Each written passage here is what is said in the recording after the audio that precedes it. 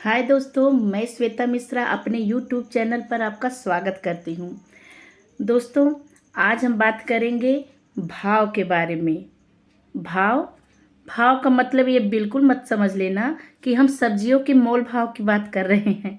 भाव का मतलब है मन के विचार, वो विचार जो सभी के अंदर मौजूद है, समय समय पर उजागर होते हैं। किसी के विचार किसी के विचार मन में रहते हैं, उजागर कोई कर लेता है, कोई अपने कहीं कहीं विचारों को दबा लेता है। जैसे हमारे मन के विचार हैं प्रेम, श्रद्धा, क्रोध, ईर्ष्या, अहंकार। ये सारे भाव हर किसी के अंदर निहित होते हैं, समय समय पर उजागर भी होते हैं।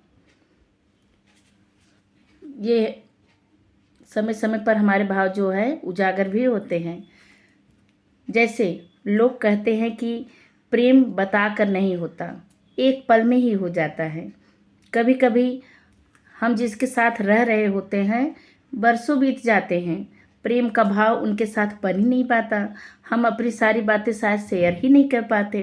और कभी कभी ऐसा भी होता है कि कोई अजनबी आपसे बात कर रहा हो, या आप उनसे कहीं ट्रेन में मिले हों, कहीं भी सफ़र में मिले हों, आपसे उनकी बॉन्डिंग अच्छी हो गई, आपका प्रेम बन गया, आप उनसे सभी बातें शेयर कर देते हैं बिना सोचे बिना हिचके कि कोई क्या कहेगा, हमें कहना भी चाहिए कि नहीं।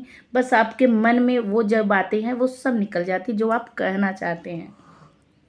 उसी तरीके से क्रोध भी, हर ये नहीं कह सकते कि वो इंसान क्रोधी है, नहीं। ये भी भाव जो होते हैं कि वो समय समय पर कहीं न कहीं सभी के अंदर निहित है, कहीं न कहीं उजागर होते हैं। ऐसा नहीं है कि जो इंसान क्रोध किया है वो कभी हंसता नहीं, बोलता नहीं, ऐसा नहीं है। वो भी हंसता है, वो भी बोलता है, नॉर्मल लोगों की सबकी तरह नॉर्मल भी रहता है। लेकिन कभी कभी भाई सभी का क्रोध उजागर होता है, उसका भी होता है। तो हमारे जो मन के भाव होते हैं बस पढ़ने होते हैं।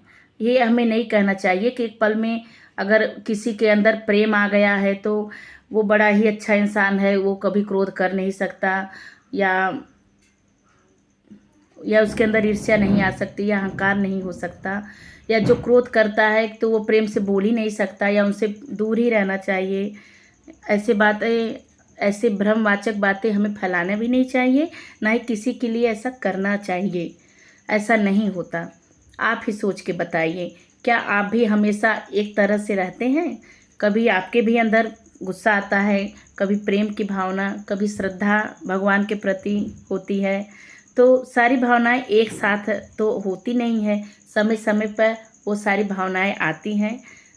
तो हमारे कहने का मतलब है कि अपने इन सभी भावनाओं को समझिए, जानिए, और लोगों के भावनाओं को भी समझिए, जानिए, जिससे आप अपना भी भला कर सके और लोगों को भी समझ सके।